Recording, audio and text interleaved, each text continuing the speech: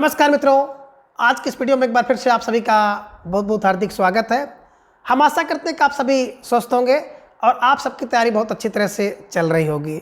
मित्रों, आज की इस वीडियो में हम प्रश्नोत्तरी भाग 15 के अंतर्गत कुल 50 महत्वपूर्ण प्रश्नों को व्याख्यात्मक तरीके से हल करेंगे और उन्हें ट्रिक की सहायता से याद करने का भी प्रयास करेंगे।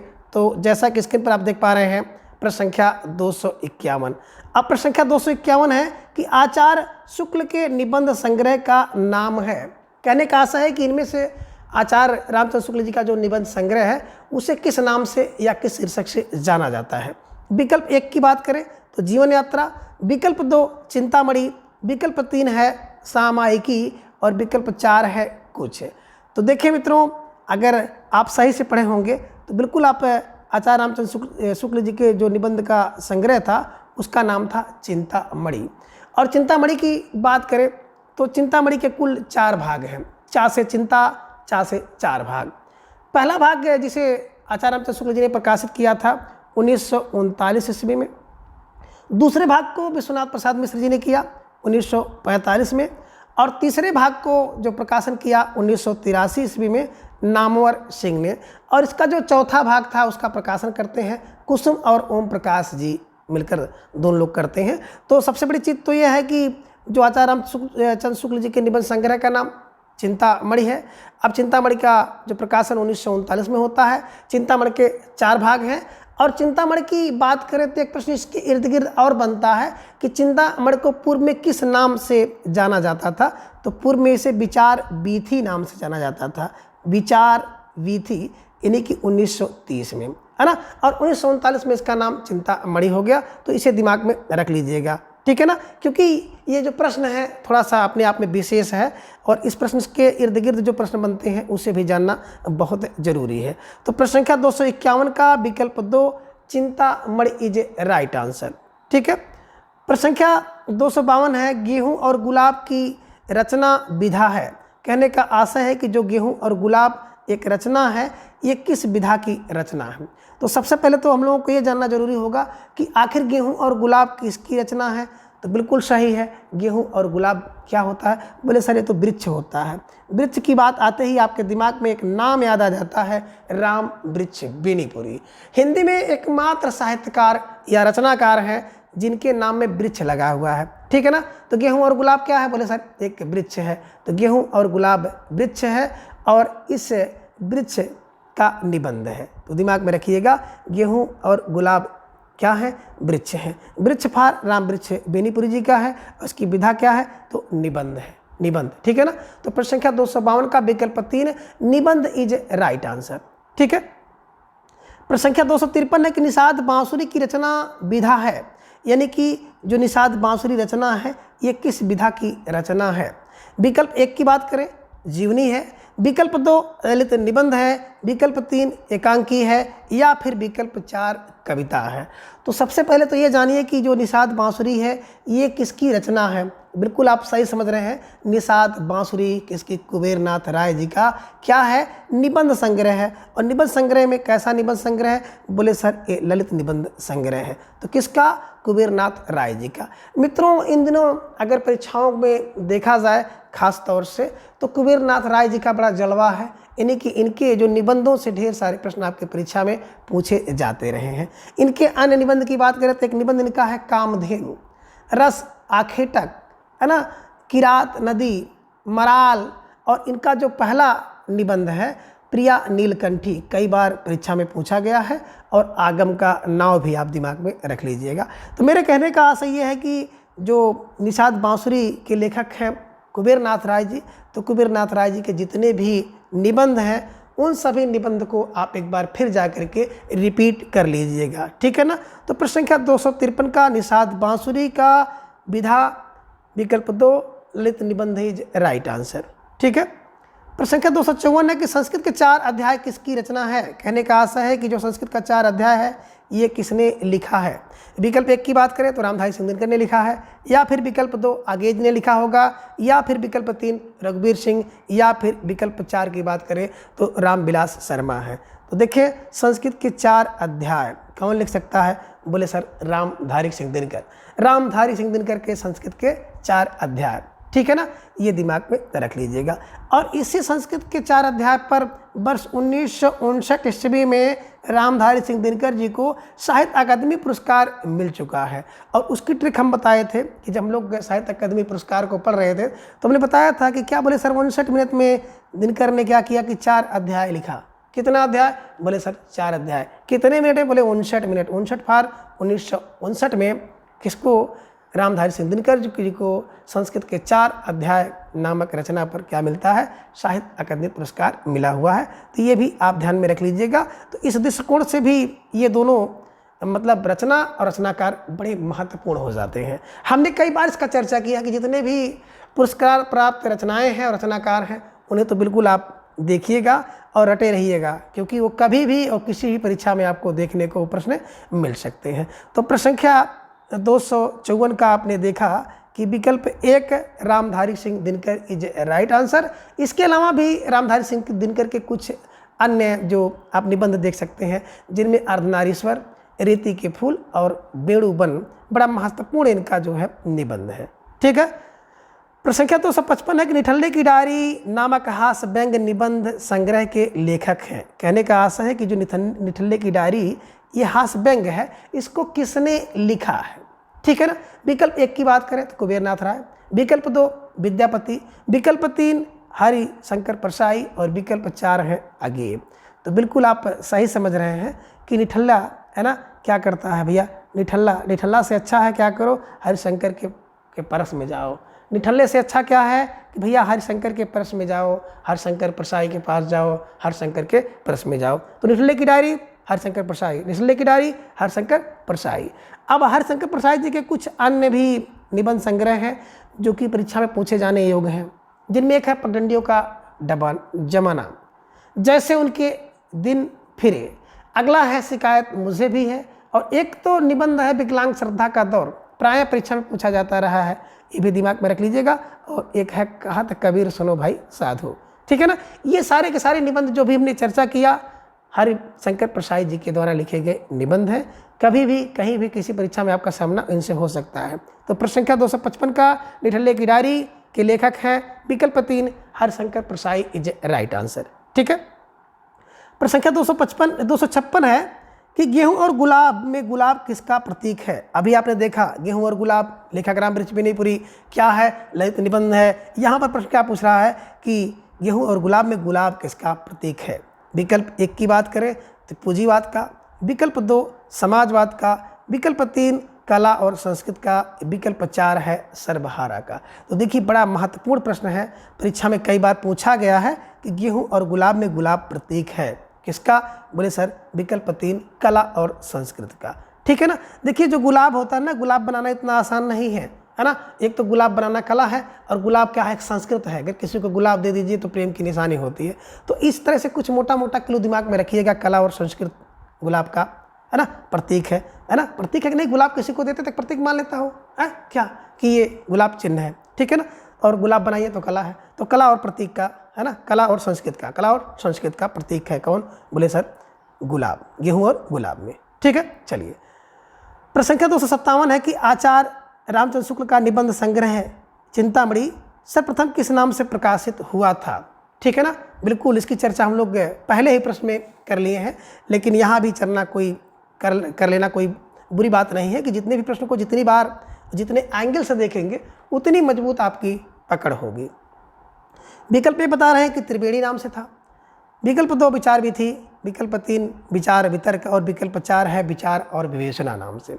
तो बिल्कुल आप सही समझ रहे हैं, विकल्प 2 चिंतामणि का पूर्व नाम था विचार भी थी और 1930 में यह नाम था, ठीक है ना। प्रश्न संख्या 258 है कि बसंत आ गया पर कोई उत्कंठा नहीं शीर्षक निबंध के लेखक हैं। कहने का आशा है कि बसंत आ गया है पर कोई उत्कंठा नहीं है, यह जो निबंध है किसका है या किसने इसको लिखा। विकल्प 1 की बात हम करते हैं तो हरिशंकर परसाई हैं, विकल्प 2 विद्यानिवास मिश्र है, विकल्प 3 कुबेरनाथ सिंह है और विकल्प 4 है हजारी प्रसाद द्विवेदी हैं। देखिए अगर बसंत आ जाए कहाँ पर, बोले सर आपके निवास पर आ जाए और आपको कोई उत्कंठा ना हो तो क्या है, तब तो भाई बड़ी आश्चर्य की बात होगी।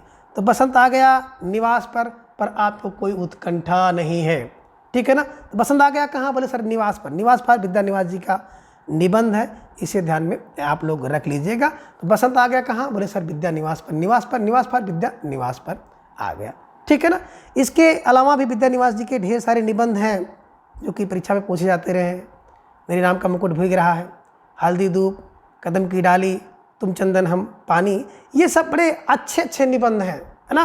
बिल्कुल आप इनको एक बार देख लीजिएगा। और अगर कहीं नहीं देख पा रहे हैं तो आप चैनल की प्लेलिस्ट में चले जाइएगा, चाहे टीजीटी या पीजीटी या हिंदी साहित्य का इतिहास या हिंदी साहित्य की अनुविधा, ढेर सारी प्लेलिस्ट है। किसी भी प्लेलिस्ट में जाकर आप देख सकते हैं। निश्चित रूप से आपको निबंध की जो क्लास होगी, कहानी कथक की क्लास है, उपन्यास नाटक सबकी जितनी विधाएं हैं, ट्रिक से है, विस्तृत रूप से है, आप जाकर देख सकते हैं, आपको बहुत आसानी से याद हो जाएगा, ठीक है। तो प्रश्न संख्या 258 का विकल्प 2 विद्या निवास मिश्र इज राइट आंसर। प्रश्न संख्या 259 है कि स्वर्ग में विचार सभा का अधिवेशन निबंध किसने लिखा है। अब देखिए भाई, स्वर्ग में विचार सभा का अधिवेशन होगा, कहाँ होगा। विकल्प 1 कह रहे हैं कि प्रेम घन ने लिखा है, विकल्प 2 भारतेंद्र जी ने लिखा होगा, या फिर बालकृष्ण भट्ट, अथवा विकल्प 4 गुलाब राय ने लिखा होगा। तो इसको कैसे दिमाग में बैठाया जाए। देखिए भाई, स्वर्ग में विचार सभा होगी कहाँ, बोले सर भारत में। भारतेंदु इसके लेखक है। स्वर्ग में भी जो विचार सभा करने का, अधिवेशन करने का जो इच्छुक होता है वो कौन है, बोले भारत को अगर समय मिल जाए तो सॉरी, अगर कह रहे हैं कि भारत में समय मिल जाए, भारत वालों को चांस मिल जाए, तो स्वर्ग में भी विचार सभा कर लेंगे। भारतेंदु हरिचंद जी का ये निबंध संग्रह है, ठीक है। चलिए, प्रश्न संख्या 260 है कि हिंदी नए चाल में ढली सन 1973 किसका कथन है। कहने का आशय है कि हिंदी नए चाल में ढली, यह कथन 1873 में किसी ने दिया है। अब किसने दिया है, अब विकल्प 1 की बात करें तो भारतेंदु जी ने दिया होगा, विकल्प 2 महावीर प्रसाद द्विवेदी ने, विकल्प 3 आचार्य रामचंद्र शुक्ल, या विकल्प 4 बालकृष्ण भट्ट ने दिया है। तो हिंदी नए चाल में ढली है ना। कब ढली, बोले सर भारत में ढली, दिमाग में रखिएगा। भारतेंदु हरिश्चंद्र जी ने, है ना। हिंदी नए चाल में ढलती है, कहाँ ढली है, बोले सर भारतेंदु हरिश्चंद्र, और 1873 से ध्यान में रखिएगा। और स्वर्ग में विचार सभा भारत में हुआ है, विचार सभा का अधिवेशन भारत। तो दोनों अभी आपने प्रश्न देखा, प्रश्न संख्या 259 और 260 दोनों भारतेंदु हरिश्चंद्र जी के, है ना, रचना से संबंधित है, भारतेंदु जी से संबंधित हैं, ठीक है। चलिए, प्रश्न संख्या 261 है कि बालकृष्ण भट्ट का प्रथम निबंध कलिराज की सभा किस पत्रिका में छपा था। अब बालकृष्ण भट्ट का प्रथम निबंध था जिसका नाम था कलिराज की सभा, किस पत्रिका में छपा था। अब विकल्प 1 की बात करें, सरस्वती में छपा था, विकल्प 2 हिंदी प्रदीप में, विकल्प 3 कविचंद सुधा, और विकल्प 4 है इनमें से किसी में नहीं छपा था। तो बिल्कुल 261 का जो उत्तर होगा, कलिराज की सभा, ये जो बालकृष्ण भट्ट का निबंध है, ये कविवचन सुधा पत्रिका में छपा था, ठीक है ना। और कविवचन सुधा पत्रिका किसकी है, भारतेंदु हरिश्चंद्र जी की है, इसे भी ध्यान में आप रख लीजिएगा, ठीक है ना। तो प्रश्न संख्या 261 का विकल्प 3 कविवचन सुधा इज राइट आंसर। प्रश्न संख्या 262 है कि हिंदी के स्टील कहे जाते हैं। कहने का आशय है कि इनमें से कौन है जिन्हें हिंदी का स्टील कहा जाता है। विकल्प 1 की बात करें तो प्रताप नारायण मिश्र को, विकल्प 2 बालकृष्ण भट्ट को, विकल्प 3 बाल मुकुंद गुप्त को, या फिर विकल्प 4 आचार्य रामचंद्र शुक्ल को। तो देखिए, हिंदी के स्टील की बात जब भी आएगी, है ना, तो हिंदी का स्टील कौन होगा। अगर उसको ठोको भट भट की आवाज़ आए तो समझ लो स्टील है ना। स्टील को ठोकने से भट भट की आवाज़ आती है तो स्टील है, इसे दिमाग में रख लीजिएगा। तो हिंदी का स्टील भट भट भट दिमाग में रखिएगा कि बालकृष्ण भट्ट है, ठीक है ना।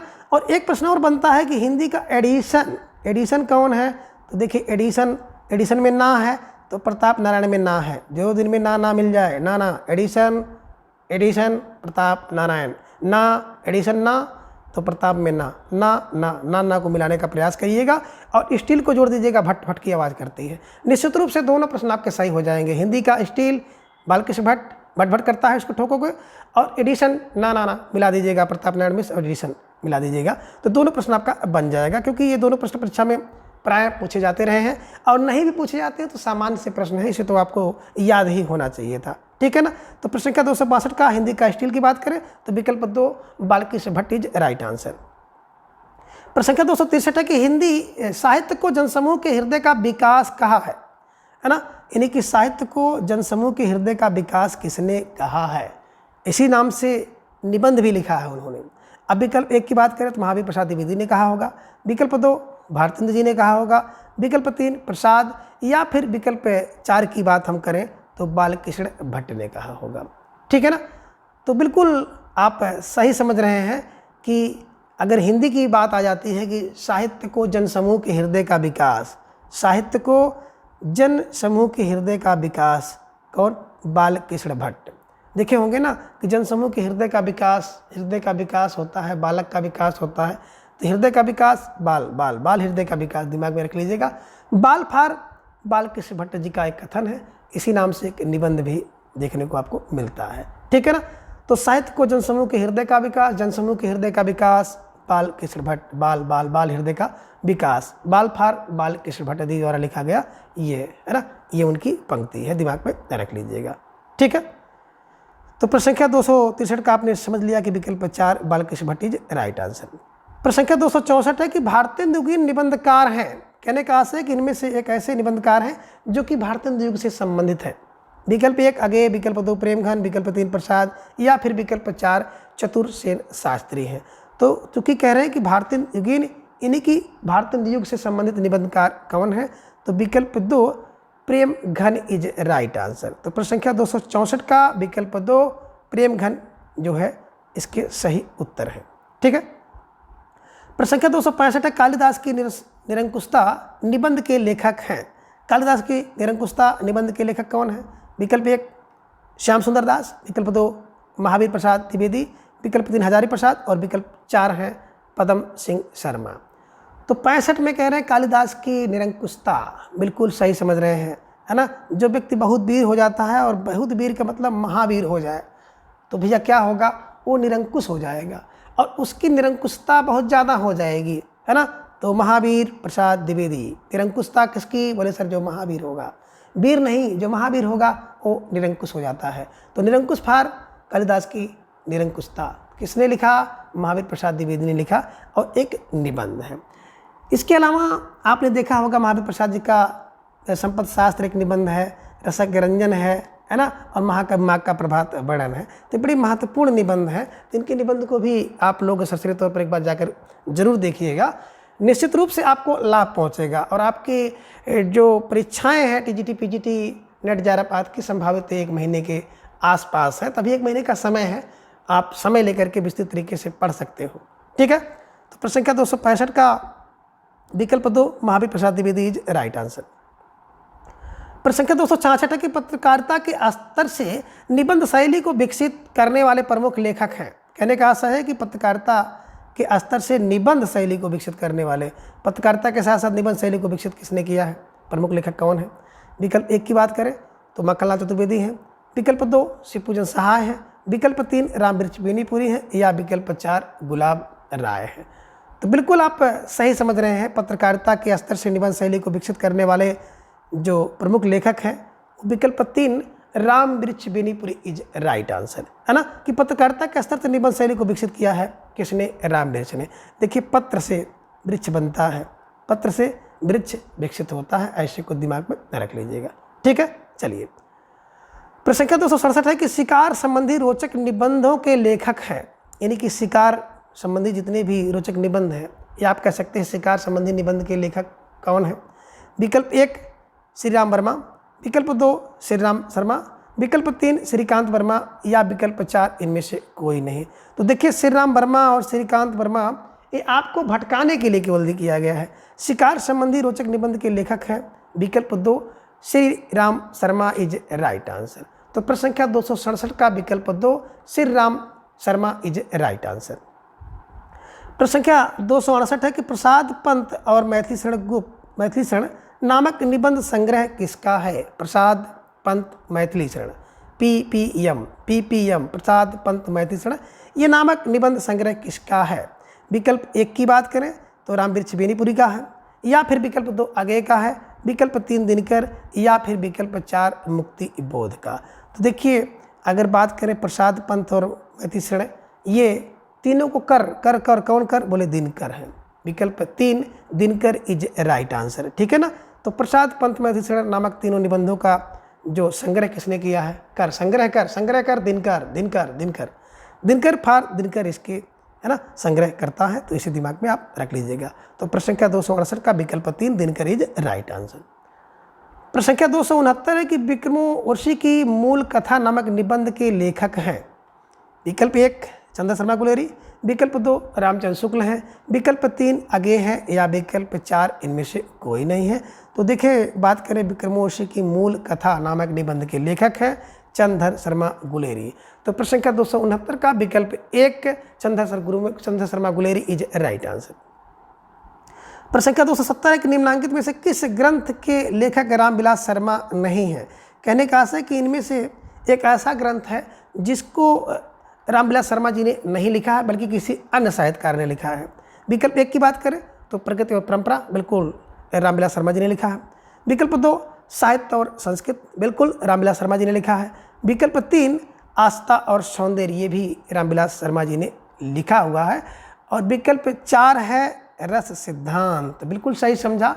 रस सिद्धांत जो है डॉक्टर नागेंद्र जी ने लिखा हुआ है और इसी रस सिद्धांत पर डॉक्टर नागेंद्र जी को वर्ष 1965 ईस्वी में साहित्य अकादमी पुरस्कार भी मिला हुआ है।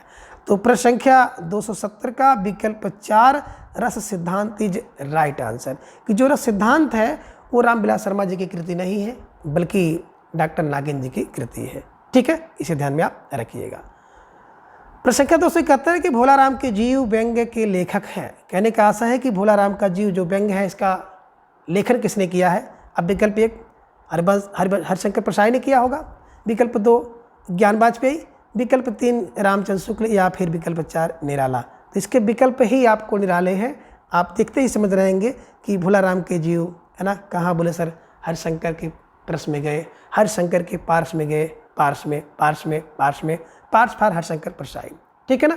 तो दिमाग में आप रखिएगा कि भोलाराम के जीव इस व्यंग्य के लेखक हैं हरिशंकर प्रसाई। तो प्रश्न संख्या 271 का विकल्प 1 Harishankar Prasai is right answer. ठीक है। प्रश्न संख्या 272 है कि नाखून क्यों बढ़ते हैं के निबंधकार हैं। कहने का आशय ये है कि नाखून क्यों बढ़ते हैं निबंध किसने लिखा है? अब विकल्प 1 गुलाब राय ने लिखा है, विकल्प 2 हजारी प्रसाद द्विवेदी जी ने लिखा, विकल्प 3 श्याम सुंदर दास ने या फिर विकल्प 4 विद्यानिवास मिश्र ने लिखा है। अब नाखून क्यों बढ़ते हैं? बोले सर नाखून क्यों बढ़ते हैं 1000 बार? नाखून क्यों 1000 बार बढ़ते हैं? बस ऐसे दिमाग में बैठाइएगा। 1000 फार हजारी प्रसाद द्विवेदी द्वारा लिखा गया निबंध है। नाखून बढ़ते हैं कितनी बार? बोले सर 1000 बार बढ़ते हैं।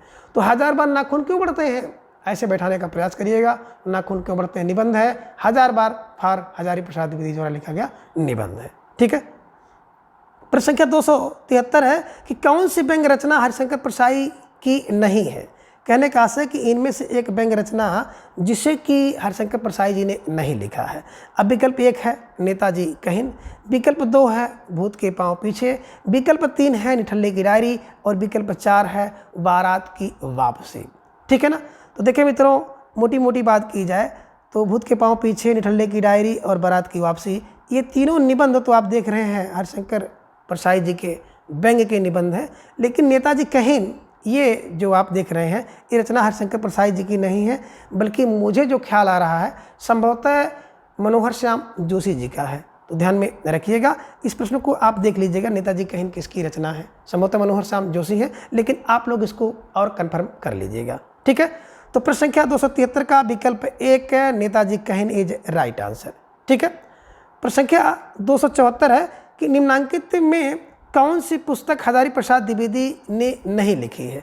कहने का आशय है कि इनमें से एक पुस्तक ऐसी है जिसको हजारी प्रसाद द्विवेदी ने नहीं लिखा है बल्कि किसी अन्य रचनाकार ने लिखा है। विकल्प 1 की बात करें तो अशोक के फूल, विकल्प 2 कबीर, विकल्प 3 नया साहित्य, विकल्प 4 है कुटज। तो बिल्कुल आप सही समझ रहे हैं। अशोक के फूल 1000 होते हैं, हजारी प्रसाद द्विवेदी ने लिखा। कबीर की बात ना करो, हजार लोग इनको जानते हैं हजारी के। कुटज भी 1000 होते हैं, हजारी प्रसाद जी की रचना है।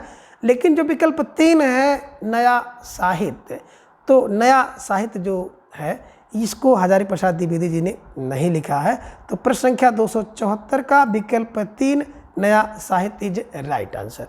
ठीक है। प्रश्न संख्या 275 है कि किस प्रकार के निबंधों में समास शैली प्रयुक्त होती है। कह रहे हैं कि इनमें से किस प्रकार के जो निबंध हैं उन निबंध में समास शैली का प्रयोग किया जाता है। विकल्प 1 भावात्मक निबंध में समास शैली का प्रयोग किया जाएगा, या फिर विकल्प 2 विवरणात्मक में, विकल्प 3 वर्णनात्मक में, या फिर विकल्प 4 जो है वो विचारात्मक में। देखिए विचार और समास दोनों एक दूसरे से मिलता जुलता है, तो विचारात्मक में निबंध जो होता है उसे समासात्मक शैली का प्रयोग किया जाता है। बस दिमाग में रख लीजिएगा कि विचार और समाज, विकास और समास, समाज को समास कर लीजिएगा, विचार और समास, विचार और समास। आसान सा प्रश्न है, साधारण सा प्रश्न है, लेकिन ये प्रश्न बिल्कुल परीक्षा में दिमाग को थोड़ा सा उलझा देता है। तो विचारात्मक निबंध समासात्मक शैली में लिखे जाते हैं। तो प्रश्न संख्या 275 का विकल्प 4 इज राइट आंसर। प्रश्न संख्या 276 एक निम्नांकित में से विद्यानिवास मिश्र की कृति नहीं है। कहने का आशय है कि इनमें से कृति ऐसी है जो कि विद्यानिवास जी की नहीं है बल्कि किसी अन्य दूसरे की है।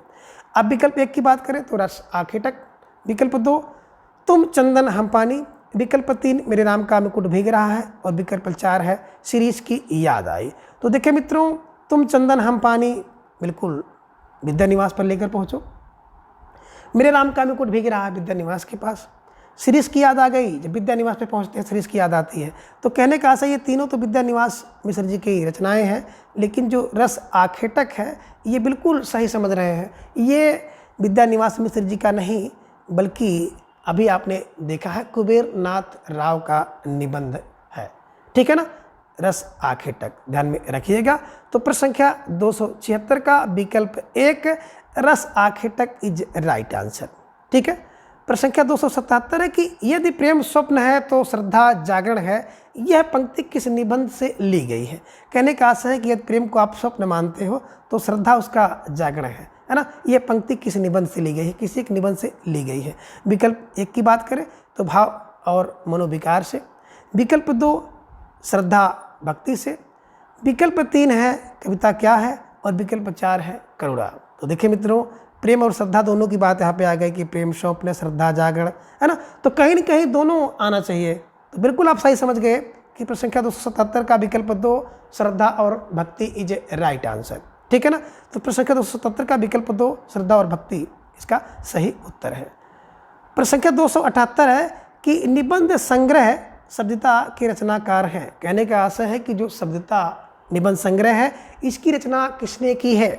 विकल्प 1 विवेकी राय ने की होगी, विकल्प 2 निर्मल वर्मा ने, विकल्प 3 धर्मवीर भारती, या फिर विकल्प 4 पंडित विद्यानिवास मिश्र जी ने। देखिए शब्दिता, शब्दिता शब्द में क्या, धर्मवीर भारती। जो धर्म का वीर होगा और भारती है तो धर्म की वीर भारती जो है उस शब्द करेगा। शब्दिता, शब्दिता कौन करेगा, धर्मवीर भारती कर सकते हैं। जो धर्म का वीर होगा भारती भी होगा वही शब्द कर सकता है। तो कहने का आशय है प्रश्न संख्या 278 का विकल्प 3 Dharamvir Bharati is right answer. ठीक है। अब आगे हम लोग आलोचना से संबंधित कुछ प्रश्न यहाँ पर देखेंगे, और इन दिनों अगर देखा जाए तो आलोचना की भरमार है। ढेर सारी परीक्षाओं में आप अगर देख पा रहे होंगे तो आलोचना से ढेर सारे प्रश्न पूछे जा रहे हैं। इसलिए आप सबसे निवेदन करता हूं कि जो आलोचना विधा है उसको आप लोग पढ़ लीजिएगा, और कहीं नहीं पढ़ पाइए तो बिल्कुल जाके चैनल की प्लेलिस्ट से आप जो टीजीटी पीजीटी की लिस्ट देखिएगा या साहित्य विधा में देखिएगा। आलोचना की जो सारी क्लासें हैं टिक की सहायता से विस्तृत रूप से ली गई हैं, आप जाकर वहाँ पर देख सकते हैं। तो प्रश्न संख्या 269 की बात हम करते हैं, 279 की बात करते हैं।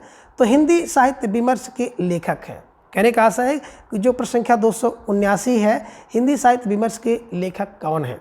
अब विकल्प 1 ललित बिलोचन शर्मा है, विकल्प 2 विश्वनाथ, विकल्प 3 है पदुमलाल पुन्नालाल बख्शी, या फिर विकल्प 4 की बात करें तो परमानंद श्रीवास्तव हैं।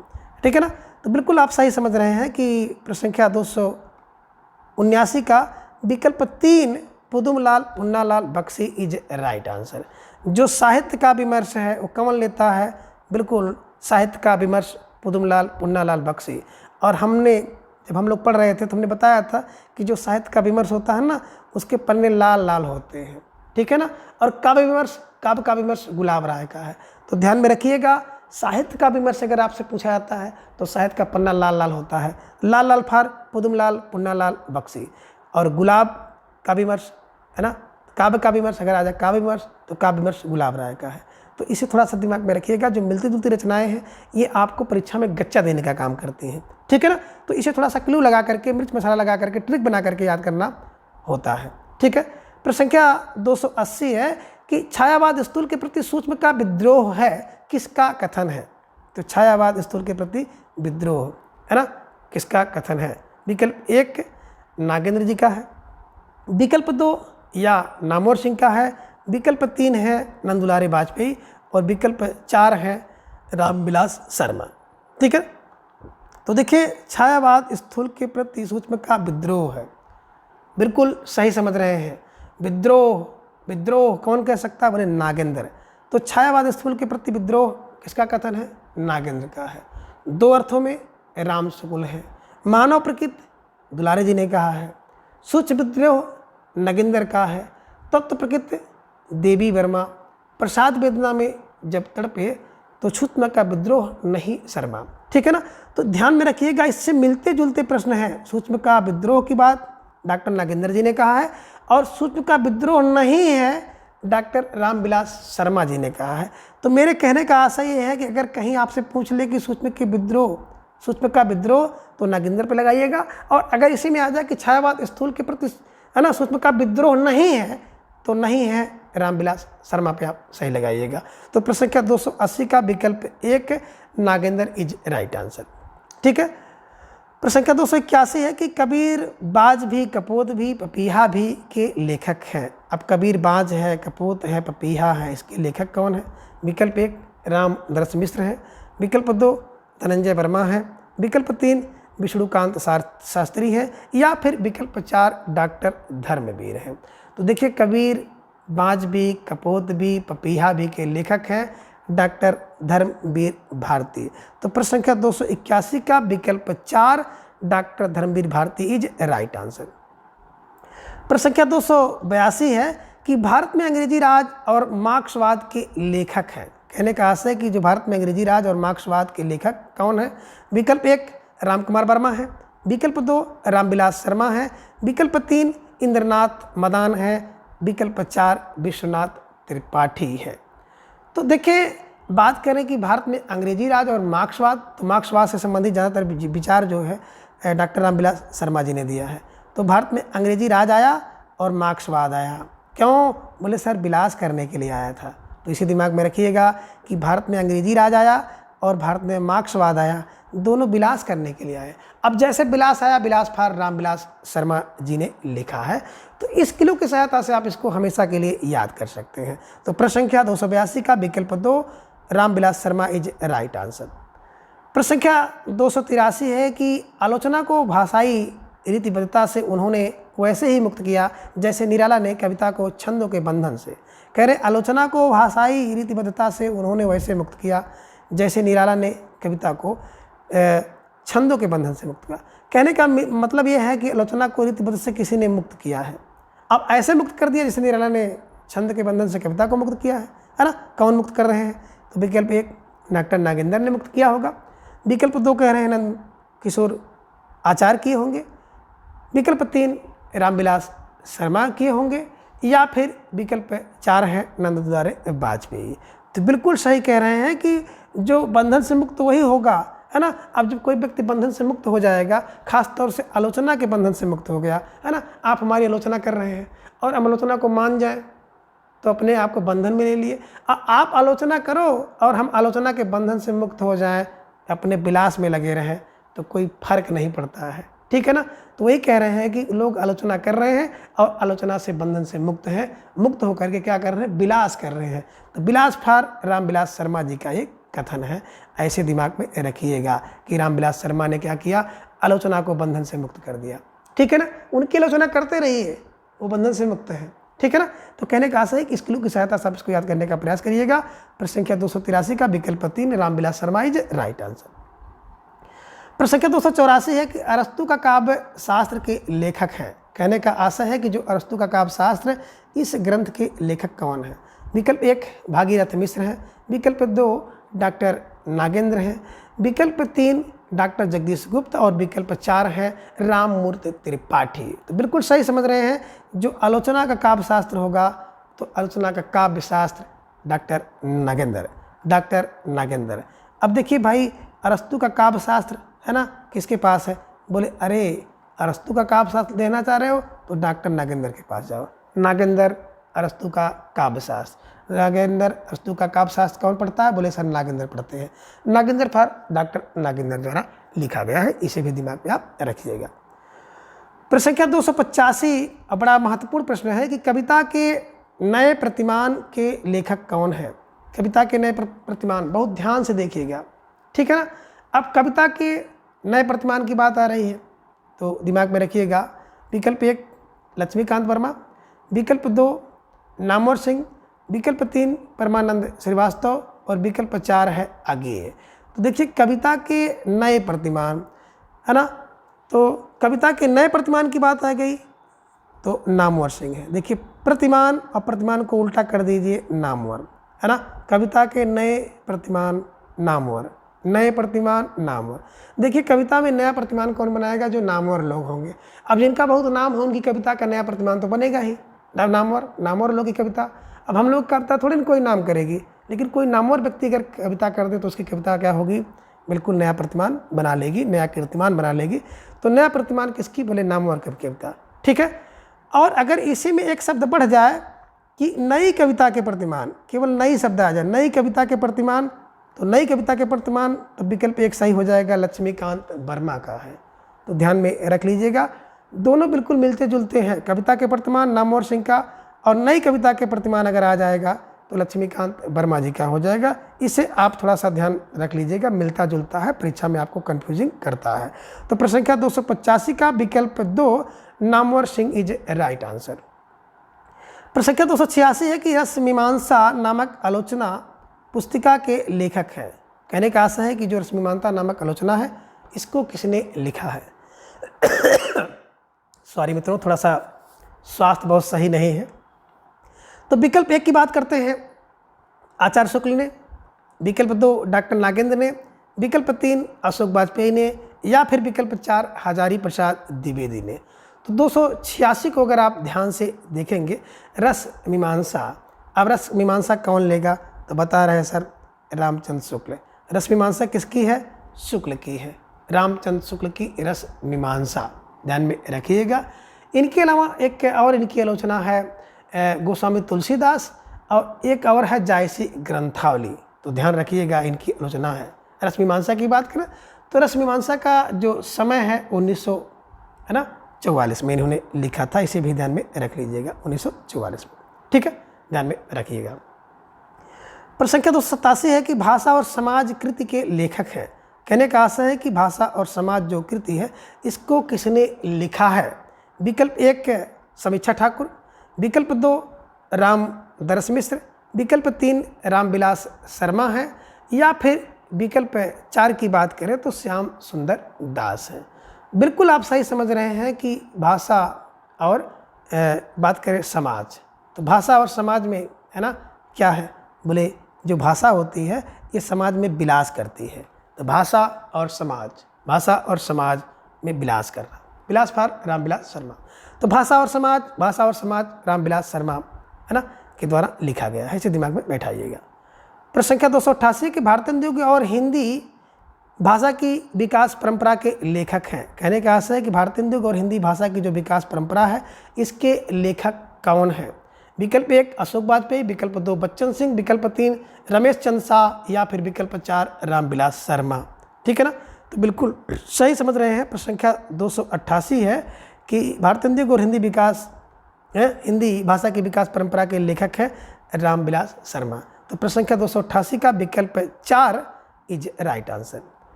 प्रश्न संख्या 289 है कि मध्यकालीन बोध का स्वरूप पुस्तक के लेखक हैं। अब मध्यकालीन है ना बोध का स्वरूप पुस्तक के लेखक की बात की जा रही है। तो विकल्प 1 महावीर प्रसाद द्विवेदी है, या फिर विकल्प 2 हजारी प्रसाद द्विवेदी है, विकल्प 3 श्याम सुंदर दास है, या फिर विकल्प 4 आचार्य रामचंद्र शुक्ल है। तो देखिए जहाँ पे बात आती है मध्यकालीन बोध का स्वरूप। अब मध्यकालीन बोध के स्वरूप कितने होते हैं? बोले सर मध्यकालीन बोध के स्वरूप तो हजार होते हैं। हजार फार हजारी प्रसाद द्विवेदी जी इसके लेखक हैं। बड़ी महत्वपूर्ण आलोचना पुस्तक है, इसे ध्यान में आप रख लीजिएगा कि मध्यकालीन बोध का स्वरूप, बोले सर मध्यकालीन बोध का स्वरूप तो हजार है, हजार फार हजारी प्रसाद द्विवेदी द्वारा लिखा गया है। ठीक है। प्रश्न संख्या 290 है कि दूसरी परंपरा की खोज के लेखक है। पहली परंपरा नहीं, दूसरी परंपरा। अब दूसरी परंपरा की खोज कैसे होगी, है ना, तो दिमाग में रखिएगा। विकल्प 1 डॉक्टर लक्ष्मीकांत वर्मा है इसके लेखक, या फिर डॉक्टर नामवर सिंह है। विकल्प 3 डॉक्टर नागेंद्र है, या फिर विकल्प 4 डॉक्टर बच्चन सिंह है। देखिए दूसरी परंपरा की खोज करनी है, अगर किसी की खोज करनी है तो नामवर से खोजिए ना, नामवार खोजिए। कैसे, बोले सर नामवार खोजना पड़ेगा। अगर किसी की परंपरा को खोजना होगा, किसी को खोजना होगा तो उसको ऐसे नहीं खोज सकते हैं ना। सबसे पहले आपको नामवार खोजना पड़ेगा, नेमवार, नेम के हिसाब से खोजना पड़ेगा। तो दूसरी परंपरा की खोज करनी हो तो कैसे करो, बोले सर नामवार करना पड़ेगा।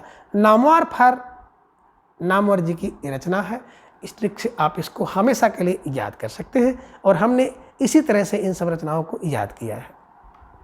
प्रश्न संख्या 291 है कि त्रिवेणी में किन 3 कवियों की समीक्षा की गई है। यानी कि जो त्रिवेणी है उनमें 3 कवियों की समीक्षा की गई है, वो 3 कवि कौन हैं। विकल्प 1 की बात करें, कबीर सूर तुलसी है। विकल्प 2 सूर तुलसी जायसी है। विकल्प 3 सूर कबीर जायसी है और विकल्प 4 है राय कबीर जायसी है। तो देखिए बात करें मोटा मोटा तो इनमें तो आप अगर देखेंगे तो ज़्यादातर रचनाओं में सूर है ना, लेकिन कह रहे हैं कि जो त्रिवेणी में 3 कौन कौन है। त्रिवेणी में 3 है, तो सूर तुलसी जायसी। आप कैसे इसे दिमाग में रखेंगे, तो दिमाग में बैठाइए। अगर त्रिवेणी में पहुंच जाओ तो कहते हैं त्रिवेणी में तू सो जा, है ना भैया, तू त्रिवेणी में जाकर सो जा, सो जा, तू सो जा, सो जा। तो तू फार तुलसी है, सू फार सूर है, जा फार जायसी है। तो त्रिवेणी में तू सो जा, त्रिवेणी में तू सो जा, ऐसे दिमाग में बैठा लीजिएगा, आसानी से आ जाएगा। तू सो जा, तू सो जा, तू सो जा, तू तुलसी सो सूर जा से जायसी, बस दिमाग में बैठाइएगा। और तीनों जो कवि हैं उन्हें आप आसानी से याद करने का प्रयास करिएगा, निश्चित रूप से आपको याद आ जाएगा। ठीक है ना, फिर भूलने का नाम नहीं लेगा कि त्रिवेणी में तू सो जा, त्रिवेणी में तू सो जा, तू फार तुलसी, सु फार सूर और जा फार जायसी। प्रश्न संख्या 292 है कि साहित्य मनुष्य के अंतर का उच्छलित आनंद है, यह कथन किसका है। कह रहे हैं कि साहित्य जो है मनुष्य के अंदर का जो उच्छलित आनंद है वही साहित्य है। जो मनुष्य के अंदर का जो उच्छलित आनंद है वो साहित्य है, ये कथन किसका है। ठीक है ना। अब विकल्प 1 बता रहे हैं कि डॉक्टर नागिन जी का है। विकल्प 2 प्रकाश चंद्र गुप्त का है। विकल्प 3 नंदुलारे वाजपेयी का है, या फिर विकल्प 4 बच्चन सिंह का है। तो देखिए जो साहित्य मनुष्य के अंदर का उच्छलित आनंद है, अब उच्छलित आनंद कब आएगा, है ना, जब आप किसी को दुलार करोगे। तो दुलार करने में क्या होता है, जो अंदर का आनंद है वो बाहर निकल आता है।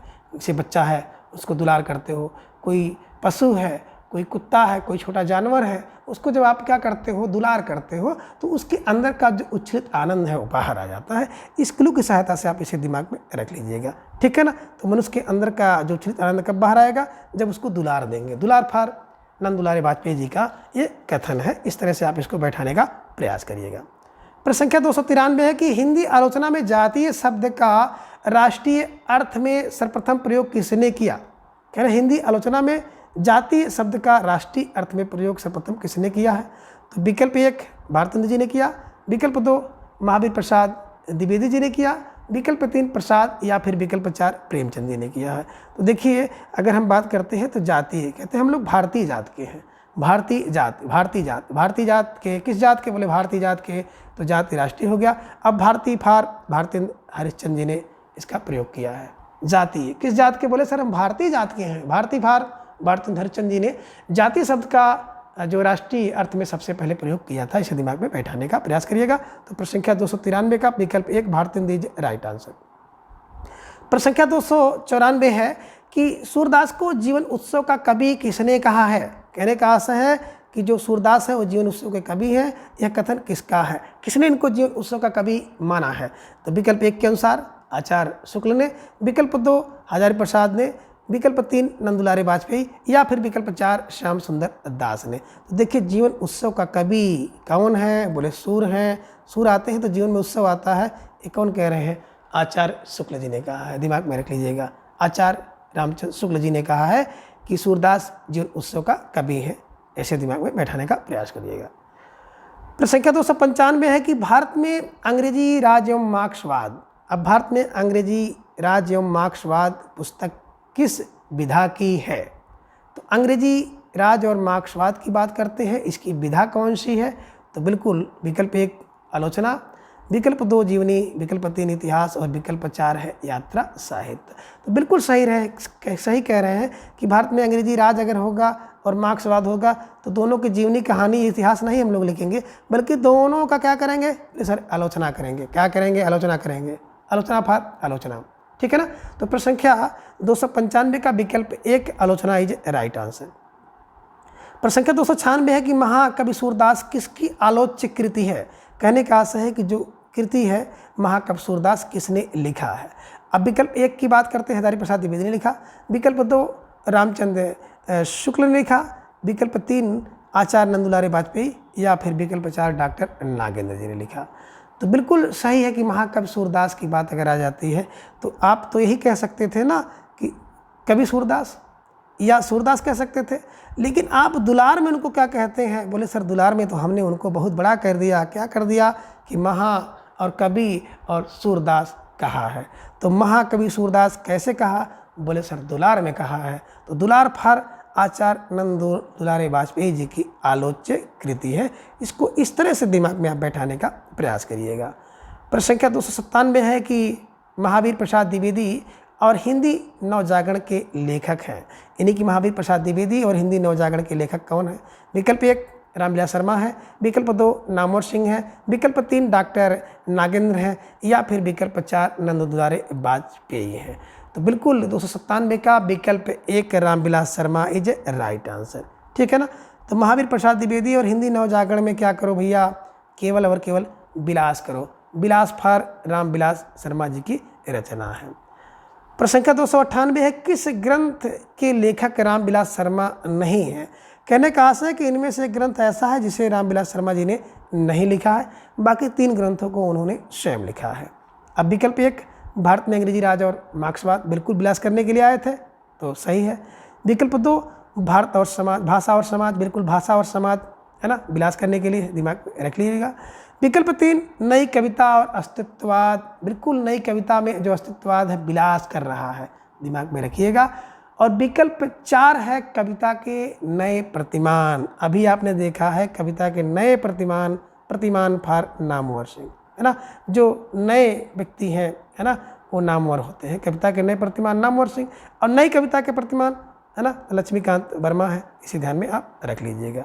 तो इस प्रकार से आपने देखा प्रश्न संख्या 298 का विकल्प 4 कविता के नए प्रतिमान इज राइट आंसर। इन्हीं कविता के नए प्रतिमान जो रचना है वो रामविलास शर्मा की नहीं है, बाकी शेष सारी रचनाएं डॉक्टर रामविलास शर्मा जी की स्वयं की हैं। प्रश्न संख्या 299 है कि निम्नलिखित में से कौन संस्कृत समीक्षा पद्धति से संबंधित नहीं है? कहने का आशय है कि इनमें से एक ऐसी शैली है जो कि संस्कृत समीक्षा के पद्धति से संबंधित नहीं है। अब विकल्प 1 रस, 2 अलंकार, 3 ध्वनि। तो रस, अलंकार, ध्वनि तीनों है, लेकिन शैली विज्ञान जो है ये बिल्कुल जो संस्कृत समीक्षा की पद्धति से संबंधित नहीं है। इसलिए प्रश्न संख्या 299 का विकल्प 4 शैली विज्ञान इज राइट आंसर। प्रश्न संख्या 300 है कि निराला की साहित्य साधना आलोचनात्मक कृति कितने भाग में है? इसे दिमाग में रख लीजिएगा। तो बिल्कुल आप सही समझ रहे हैं। विकल्प 1 2 भाग में है, विकल्प 1 2 भाग में, विकल्प 2 1 भाग में, विकल्प 3 3 भाग में और विकल्प 4 4 भाग में। तो बिल्कुल सही समझ रहे हैं। निराला की साहित्य साधना 3 भाग में है, इसे दिमाग में रखिएगा। अब निराला अपनी साहित्य की साधना करते हैं, बोले सर कितने भाग में? बोले सर 3 भाग में करते हैं। तो ऐसे बैठाने का प्रयास करिएगा। तो इस प्रकार से आप इन सभी प्रश्नों को आसानी से हल कर सकते हैं। और वीडियो देखने के बाद आपको कैसा लगा प्लीज़ अपनी राय कमेंट बॉक्स में आप ज़रूर दर्ज करें। तो आज की इस वीडियो में बस इतना। अगली वीडियो में फिर हम इसी तरह से 50 प्रश्नों के साथ उपस्थित होंगे। तब तक के लिए धन्यवाद, नमस्कार।